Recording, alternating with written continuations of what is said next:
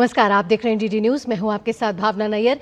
देश और दुनिया की बड़ी और अहम खबरों को लेकर हम हाजिर हैं। शुरुआत कर लेते हैं इस बुलेटिन की सुबह की सुर्खियों के साथ। पीएम मोदी और राष्ट्रपति पुतिन के बीच आज होगी द्विपक्षीय वार्ता। क्षेत्रीय और वैश्विक मुद्दों पर बातचीत के अलावा कई क्षेत्रों में समझौतों पर होंगे हस्ताक्षर।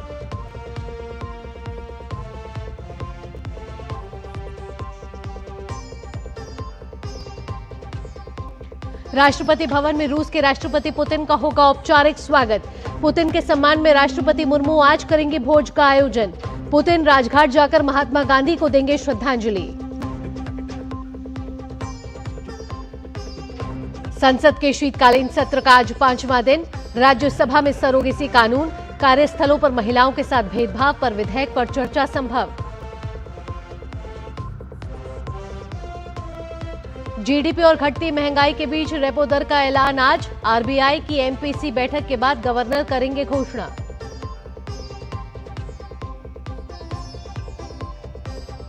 और एफआईएच पुरुष जूनियर हॉकी विश्व कप में आज क्वार्टर फाइनल में भारत के सामने बेल्जियम की चुनौती। टूर्नामेंट में भारत ने किया है अब तक का सर्वश्रेष्ठ प्रदर्शन। अब खबरें विस्तार से। प्रधानमंत्री नरेंद्र मोदी आज नई दिल्ली में रूस के राष्ट्रपति व्लादिमीर पुतिन के साथ द्विपक्षीय वार्ता करने वाले हैं। इस दौरान दोनों नेता द्विपक्षीय संबंधों में प्रगति की समीक्षा करेंगे और आपसी हित के क्षेत्रीय और वैश्विक मुद्दों पर विचार विमर्श करेंगे। वार्ता में व्यापार, अर्थव्यवस्था, स्वास्थ्य सेवा, शिक्षा, संस्कृति और मीडिया से संबंधित क्षेत्रों सहित कई समझौतों पर हस्ताक्षर होने की संभावना है। राष्ट्रपति पुतिन 23वें भारत रूस वार्षिक शिखर सम्मेलन के लिए भारत की सरकारी दौरे पर कल शाम नई दिल्ली पहुंचे हैं। प्रधानमंत्री मोदी ने हवाई अड्डे पर उनका गर्मजोशी के साथ स्वागत किया। रूस के राष्ट्रपति पुतिन का आज सुबह राष्ट्रपति भवन में औपचारिक स्वागत किया जाएगा। वे राजघाट पर महात्मा गांधी की समाधि पर पुष्पांजलि अर्पित करेंगे।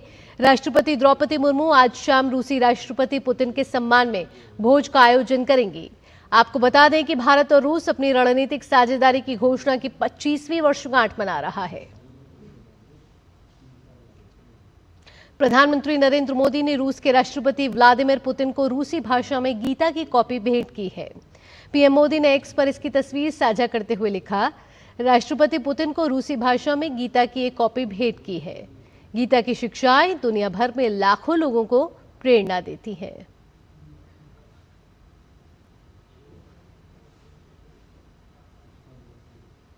रूस के राष्ट्रपति व्लादिमीर पुतिन की भारत यात्रा के मद्देनजर दिल्ली ट्रैफिक पुलिस ने आज के लिए एक विस्तृत ट्रैफिक एडवाइजरी जारी की है। ट्रैफिक पुलिस ने बताया है कि W point, A point, ITO चौक, बहादुर शाह जफर मार्ग, दिल्ली गेट, जवाहरलाल नेहरू मार्ग, Rajghat crossing, Shantivan crossing, Hanuman Setu Y point, Netaji Subhash मार्ग, निषाद राजमार्ग, Salimgarh flyover bypass, MGM Pragati Maidan tunnel से हनुमान सेतु, कश्मीरी गेट, विकास मार्ग और IP मार्ग जैसे हाई डेंसिटी जोन के आसपास कैरिजवे और सर्विस लेन पर यातायात को रेगुलेट किया जाएगा। इस दौरान सुबह 9 बजे से दोपहर 12 बजे तक इन रास्तों से दूर रहने और भीड़भाड़ से बचने के लिए दूसरे कॉरिडोर का इस्तेमाल करने की सलाह दी गई है। जबकि बहादुर शाह जफर मार्ग, JLN मार्ग और रिंग रोड, हनुमान सेतु से शांतिवन से राजघाट, IP फ्लाईओवर से प्रगति मैदान टनल और निषाद राजमार्ग से IP मार्ग पर पार्किंग निषेध रहेगी। इसके अलावा सुबह 10 बजे से 11:30 बजे तक मदर टेरेसा क्रिसेंट, तीन मूर्ति मार्ग, अकबर रोड, MLNP और जनपथ रोड पर किसी भी गाड़ी को रुकने या पार्क करने की इजाजत नहीं होगी। संसद के शीतकालीन सत्र में आज का निजी सदस्य विधेयकों पर चर्चा का दिन है। कार्यसूची के अनुसार प्रश्नकाल और शून्यकाल के बाद विभिन्न मंत्रालयों से संबंधित संसदीय समितियों की रिपोर्ट पेश की जाएगी। राज्यसभा की सूची में सरोगेसी कानून, कार्यस्थलों पर महिलाओं के साथ भेदभाव, लोक जनप्रतिनिधित्व अधिनियम में संशोधन, साइबर क्राइम और खाद्य सुरक्षा जैसे मुद्दों पर निजी सदस्यों के कई विधेयक शामिल हैं। इन संवेदनशील और सामाजिक महत्व के विषयों पर विस्तृत चर्चा की संभावना है। वहीं लोकसभा में स्वास्थ्य सुरक्षा से राष्ट्रीय सुरक्षा उपकर विधेयक 2025 को कार्यसूची में रखा गया है। इसके अलावा मानसिक स्वास्थ्य, कृषि सुधार, खेल विकास, शिक्षा से जुड़े सुधार और सार्वजनिक स्वास्थ्य पर केंद्रित कई निजी सदस्य विधेयक सूचीबद्ध किए गए हैं। दोनों सदनों में आज का सत्र महत्वपूर्ण विधायी विमर्श कार्यों और विचार विमर्शों पर केंद्रित रहने की उम्मीद है।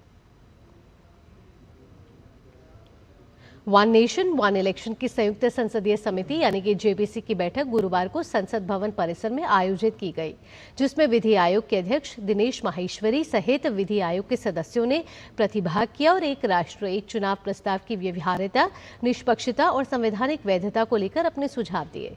बैठक के बाद जेपीसी अध्यक्ष पीपी चौधरी ने बताया कि एक राष्ट्र एक चुनाव को लेकर लगातार समिति राय ले रही है। विधि आयोग का सुझाव जेपीसी के लिए महत्वपूर्ण है। गौरतलब है कि वन नेशन वन इलेक्शन की समय सीमा संसद के बजट सत्र के दूसरे हिस्से के अंतिम सप्ताह के पहले दिन तक के लिए बढ़ा दी गई है। महत्वपूर्ण है वन नेशन वन इलेक्शन का ये सब्जेक्ट और देश के हित में है होना, क्योंकि इससे बहुत सारी जो तकलीफें हैं वो ख़त्म हो जाएंगी, चाहे इकोनॉमिक एस्पेक्ट हो चाहे गवर्नेंस का हो। तो इसीलिए सारे मेंबर्स अभी तो अपने क्वेश्चन पूछ रहे हैं कॉन्स्टिट्यूशनलिटी वगैरह पे, तो बहुत ही अच्छी तरह से एग्जामिन हो रहा है और कमेटी सबको बहुत सफिशिएंट टाइम दे रही है अपनी बात बताने के लिए। केंद्रीय गृह एवं सहकारिता मंत्री अमित शाह आज से गुजरात के 2 दिवसीय दौरे पर रहेंगे, जहां वे गांधीनगर और बनासकांठा में कई कार्यक्रमों में शामिल होंगे। अमित शाह स्वदेशी जागरण मंच के स्वदेशोत्सव का उद्घाटन और नाबार्ड के अर्थ समिट 2025 के समापन समारोह में शिरकत करेंगे। इसके साथ ही तालाब इंटरलिंकिंग परियोजनाओं की समीक्षा बैठक और गांधीनगर महानगर पालिका के विभिन्न विकास कार्यों, नवनिर्मित बगीचा, योग स्टूडियो, LC11 पर नवनिर्मित रेलवे ओवरब्रिज, खेल परिसर और PNG गैस लाइन का उद्घाटन करेंगे। वे सर्व शिक्षा अभियान के तहत नवीनीकृत विद्यालयों का उद्घाटन और संसद खेल महोत्सव में समापन में भी शामिल होंगे। इसके साथ ही सहकारिता मंत्रालय की परामर्शदात्री समिति बनास डेयरी के डेयरी विकास, कृषि मूल्य संवर्धन, जल संरक्षण और ग्रामीण सहकारिता से जुड़ी पहलों की समीक्षा करेंगे। वहीं गृह मंत्री अमित शाह 6 दिसंबर को सनादर में जनसभा को संबोधित करेंगे और बायो CNG और उर्वरक संयंत्र का उद्घाटन करेंगे। वे 150 TPD मिल्क पाउडर और बेबी फूड संयंत्र का भूमि पूजन भी करेंगे। इसके अलावा दल बनास डेयरी की उन्नत प्रसंस्करण सुविधाओं, पशुधन केंद्रित प्रयोगशालाओं, सहकारी समितियों, सॉइल टेस्टिंग लैब और अमृत सरोवर परियोजनाओं का भी दौरा करेंगे। NIA ने गुरुवार को अवैध हथियार और गोला बारूद तस्करी से जुड़े संगठित नेटवर्क पर बड़ी कार्रवाई करते हुए 4 आरोपियों को गिरफ्तार किया।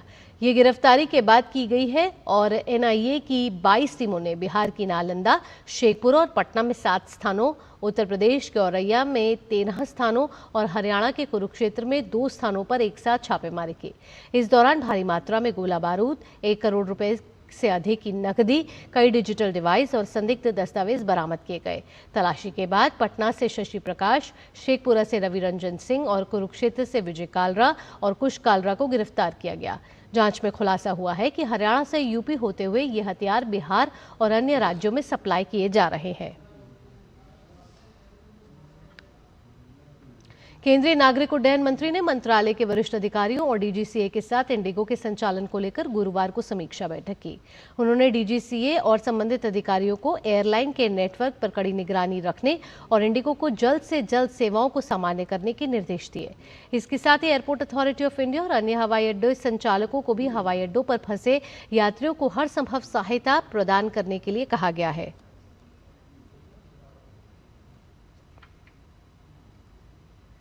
DGCA की सख्ती के बीच इंडिगो ने आधिकारिक बयान जारी कर मौजूदा स्थिति पर माफी मांगी है और जल्द सामान्य संचालन बहाल करने का भरोसा दिया है। एयरलाइन ने कहा कि पिछले 2 दिनों में इंडिगो के नेटवर्क और संचालन में व्यापक व्यवधान आया है।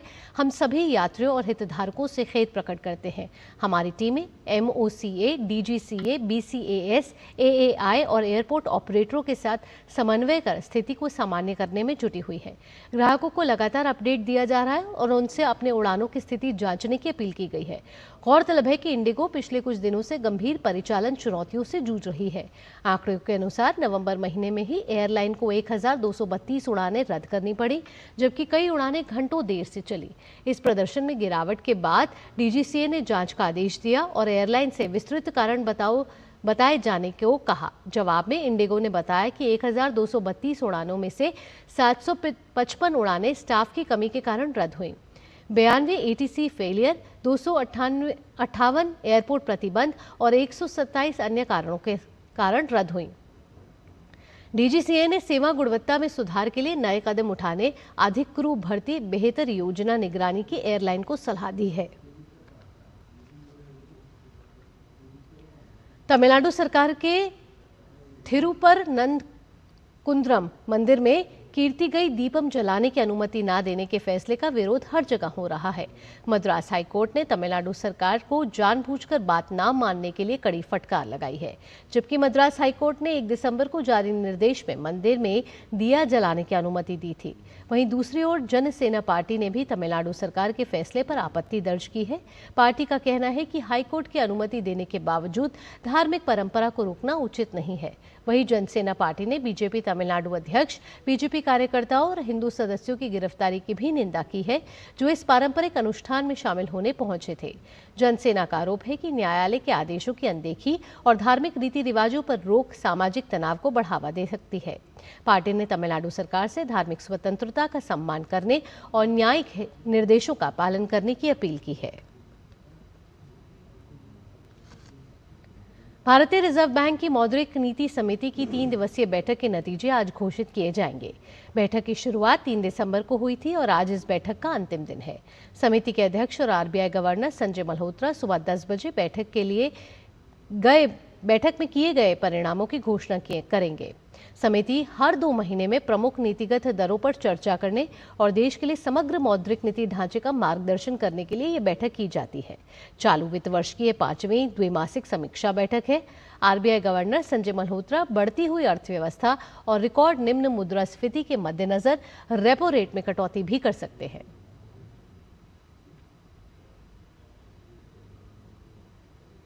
वक्त एक छोटे से ब्रेक का है, जल्द हाजिर होते हैं, खबरें और भी हैं।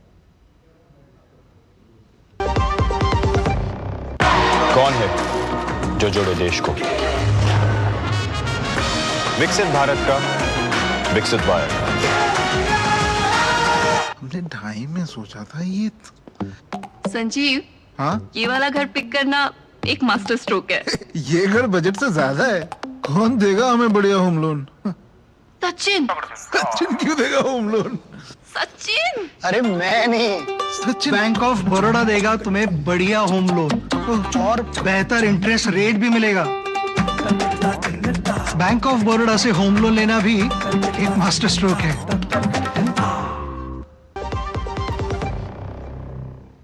और अब बात मौसम की। पूर्वोत्तर के कई राज्यों में ठंड अपने चरम की ओर बढ़ रही है। कई जगहों पर न्यूनतम तापमान सामान्य से नीचे दर्ज किया गया है। पर्वतीय राज्यों तक कोहरा और शीतलहर का असर दिखाई दे रहा है। वहीं दक्षिण भारत के कुछ हिस्सों में भारी बारिश और गरज चमक की संभावना बनी हुई है। उत्तर भारत में शीतलहर के तेज होने के संकेत दिख रहे हैं। जम्मू कश्मीर और लद्दाख के ज्यादातर क्षेत्रों में न्यूनतम तापमान 5 डिग्री सेल्सियस से नीचे बना हुआ है।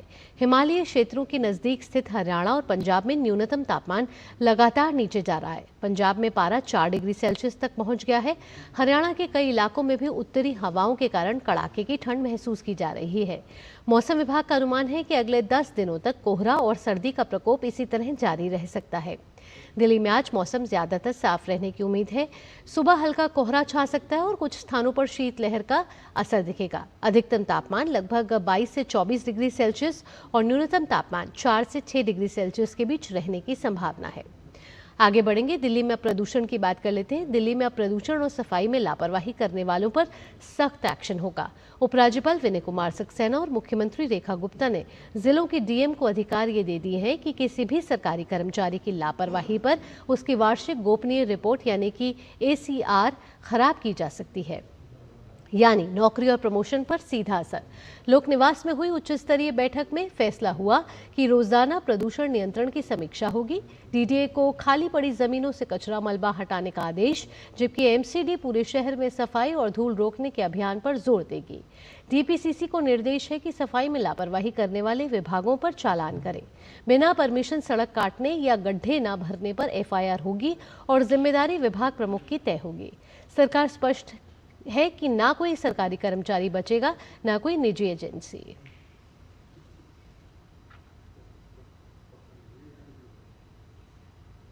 आज विश्व मृदा दिवस है, यानी कि वर्ल्ड सॉइल डे। स्वस्थ शहरों के लिए स्वस्थ मिट्टी की थीम के साथ विश्व मृदा दिवस 2025 मनाया जा रहा है, क्योंकि मिट्टी का संबंध सिर्फ किसानों से नहीं बल्कि हमारे घरों, पार्कों, गलियों, शहरों और हमारी जिंदगी से भी है। मिट्टी और प्रकृति का सम्मान किया जाए तो हमारे शहर स्वस्थ, हरित और रहने योग्य बने रहेंगे। पेश है हमारे सहयोगी शमीम अख्तर की एक खास रिपोर्ट। खेती की बुनियाद है ये मिट्टी, लेकिन आज यही बुनियाद कमज़ोर होती दिखाई पड़ रही है। विश्व मृदा दिवस के इस मौके पर यह जानना काफ़ी अहम हो गया है कि क्या हमारी ज़मीन अब उतनी ही उपजाऊ रह गई है जितनी पहले कभी थी।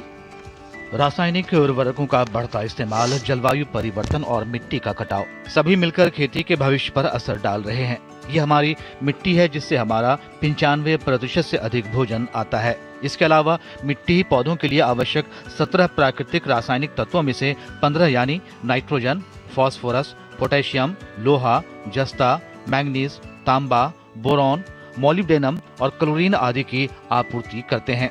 ये हमारी भूमि है जो खाद्य उत्पादन, जल शुद्धिकरण, कार्बन भंडारण, तापमान नियंत्रण और जैव विविधता को बनाए रखने जैसे आवश्यक पारिस्थितिकी तंत्र सेवाएं प्रदान करती है। किसानों और आम लोगों को मिट्टी की इसी महत्ता के बारे में जागरूक करने के लिए प्रत्येक वर्ष 5 दिसंबर को विश्व मृदा दिवस मनाया जाता है। इसे दिसंबर 2013 में संयुक्त राष्ट्र महासभा द्वारा अपनाया गया था तथा पहला विश्व मृदा दिवस 5 दिसंबर 2014 को मनाया गया था। विश्व मृदा दिवस 2025 की थीम स्वस्थ शहरों के लिए स्वस्थ मिट्टी है, जो शहरी क्षेत्रों में मिट्टी की भूमिका और शहरीकरण से उत्पन्न होने वाली चुनौतियों के बारे में बताता है। वन हेल्थ का कॉन्सेप्ट है, तो जब हेल्थ के बारे में हम बोलते हैं तो सभी का हेल्थ एक के साथ एक दूसरे कड़ी के साथ जुड़ा हुआ है, तो किसी को हम नेग्लेक्ट नहीं कर सकते हैं, चाहे वो ग्रामीण क्षेत्र में मिट्टी हो, शहरी क्षेत्र में मिट्टी हो। तो इसका बहुत ही महत्व है और इसीलिए इस साल का जो थीम है, विश्व मृदा दिवस का जो थीम है, ये लिया गया कि healthy soil for healthy cities, not only for healthy farming और healthy rural areas but healthy soils for healthy cities. हमारा भविष्य स्वस्थ मिट्टी पर निर्भर करता है, लेकिन अधिकांश लोग मिट्टी की अहमियत को नहीं समझते। ये चिंता की बात है कि दुनिया भर की लगभग 33% मिट्टी खराब हो चुकी है, जबकि 1 सेंटीमीटर मिट्टी बनने में लगभग 200 से 400 वर्ष लग जाते हैं। वैश्विक स्तर पर हर साल लगभग 24 अरब टन उपजाऊ मिट्टी कटाव के कारण नष्ट हो जाती है। इससे मिट्टी की उत्पादकता घटती है और भविष्य की खाद्य सुरक्षा खतरे में पड़ जाती है। विश्व मृदा दिवस हमें याद दिलाता है, अगर मिट्टी बची रहेगी तो हमारी खेती और हमारा भविष्य दोनों ही सुरक्षित रहेंगे। कैमरा पर्सन विश्व बंधु के साथ मैं शमीम अख्तर, डीडी न्यूज़, दिल्ली। श्रीलंका में चक्रवात दितवा के कारण मरने वालों की संख्या बढ़ गई है। श्रीलंका के डिजास्टर मैनेजमेंट सेंटर ने मंगलवार शाम तक 486 मौतों और 341 लोगों के लापता होने की पुष्टि की है। 51,000 से ज्यादा परिवारों के 1,71,000 से ज्यादा लोग बेघर हैं और देश भर में 1,231 राहत सेंटरों में पनाह लिए हुए हैं। वहीं भारत ने ऑपरेशन सागर बंधु के तहत मदद बढ़ा दी है। इंडियन एयरफोर्स के हेलीकॉप्टर कोटमाले के पास फंसे लोगों को निकालने के साथ ही राहत सामग्री भी पहुंचा रहे हैं। स्थानीय अधिकारियों ने पुष्टि की है कि इस तबाही में 20 से ज्यादा पुल तबाह हो गए हैं। कनेक्टिविटी ठीक करने के लिए भारत ने 3 बेली ब्रिज बनाए कर भेजे हैं। भारत के आरोग्य मैत्री भीष्म क्यूब के जरिए इंडिवितिया में एक मैदान को फील्ड क्लिनिक में बदल दिया गया है। ये यूनिट पहले ही डिहाइड्रेशन और गंभीर बीमारियों से जूझ रहे 300 से ज्यादा मरीजों का इलाज कर चुकी है। दशकों में आई सबसे बड़ी प्राकृतिक आपदा से जूझ रहे श्रीलंका के लिए भारत की लगातार मदद लाइफलाइन बनी हुई है। पाकिस्तान की जेल में बंद पूर्व प्रधानमंत्री इमरान खान अब अपनी बहनों से नहीं मिल सकेंगे। दरअसल पाकिस्तान सरकार ने इमरान की बहनों से मुलाकात पर पाबंदी लगा दी है। पाकिस्तान सरकार के सूचना मंत्री अताउल्ला तरार ने कहा है कि इमरान खान को अब उनकी बहनों से नहीं मिलने दिया जाएगा। अब हर दिन वहां तमाशा नहीं लगेगा। उन्होंने इमरान खान के समर्थकों को भी कार्रवाई की चेतावनी दी। इमरान खान पर 100 से ज्यादा केस चल रहे हैं और वे अगस्त 2023 से जेल में बंद हैं। भ्रष्टाचार मामले में उन्हें 14 साल की सजा सुनाई जा चुकी है।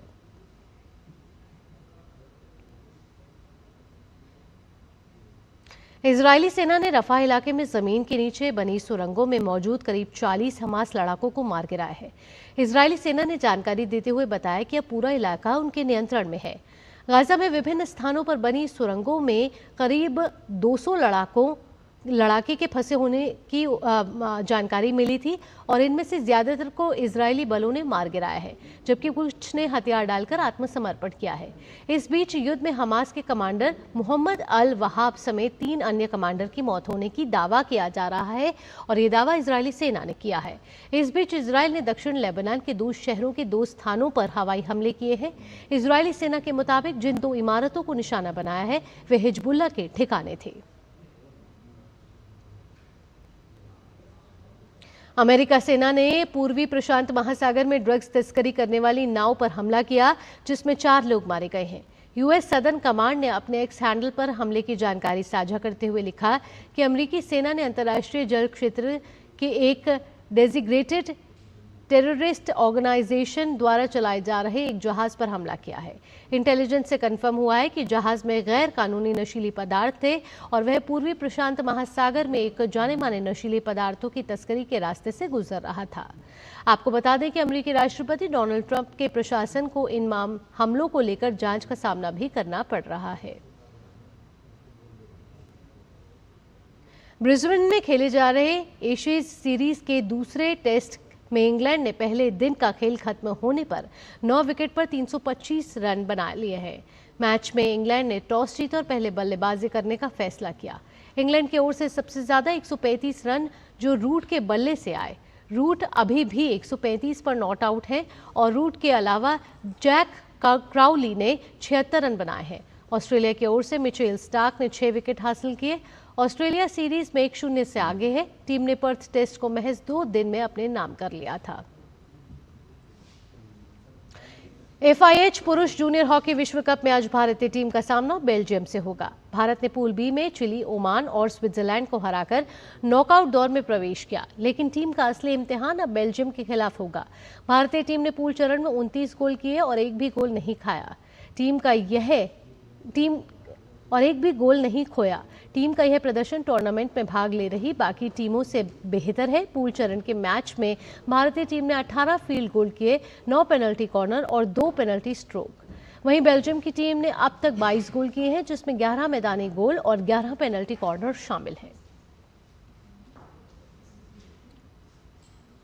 भारतीय टीम से बाहर चल रहे अनुभवी तेज गेंदबाज मोहम्मद शमी के 13 रन पर 4 विकेट से बंगाल ने गुरुवार को सैयद मुश्ताक अली ट्रॉफी के ग्रुप सी मैच में सर्विसेज को 7 विकेट से हरा दिया। ये बंगाल की 5 मैच में चौथी जीत है और अभिमन्यु ईश्वरन की अगुवाई वाली टीम 16 अंक के साथ अंक तालिका में शीर्ष पर है। टीम ने इसके साथ ही नॉकआउट में जगह बनाने का अपना दावा मजबूत कर लिया है। 2026 में होने वाले फीफा विश्व कप के लिए आज वॉशिंगटन में ड्रॉ घोषित किए जाएंगे। इस बार विश्व कप में 32 की जगह 48 टीमें हिस्सा लेंगी। अब तक 42 टीमें विश्व कप के लिए क्वालिफाई कर चुकी हैं, जबकि 6 टीमें को अभी भी क्वालिफाई करना बाकी है। 48 टीमों को 12 ग्रुप में बांटा जाएगा और हर ग्रुप में 4 टीमें होंगी। 4 बार की चैंपियंस इटली की टीम को अभी भी क्वालिफाई करना है। अमेरिका फीफा विश्व कप की मेजबानी कनाडा और मेक्सिको के साथ मिलकर करेगा। इंग्लिश प्रीमियर लीग में मैनचेस्टर यूनाइटेड और वेस्ट हैम यूनाइटेड के बीच खेला गया मुकाबला 1-1 से ड्रॉ रहा। इस मैच में दोनों ही गोल सिर्फ दूसरे हाफ में किए गए। हालांकि मेन यू की टीम ने खेल के 58वें मिनट में बढ़त हासिल कर ली, लेकिन टीम ने आखिरी समय में गोल कर अपनी इस बढ़त को खो दिया। मैन यू की ओर से डिएगो डेलोट ने गोल किया, जबकि वेस्ट हैम की ओर से मेगासा ने गोल करने में सफलता पाई। इसके साथ ही इस बुलेटिन में इतना ही। अगला कार्यक्रम आप देखने वाले हैं नया सवेरा, मेरी और मेरी सहयोगी आंचल गुलाटी गुंबर के साथ। फिलहाल के लिए दीजिए अनुमति। नमस्कार।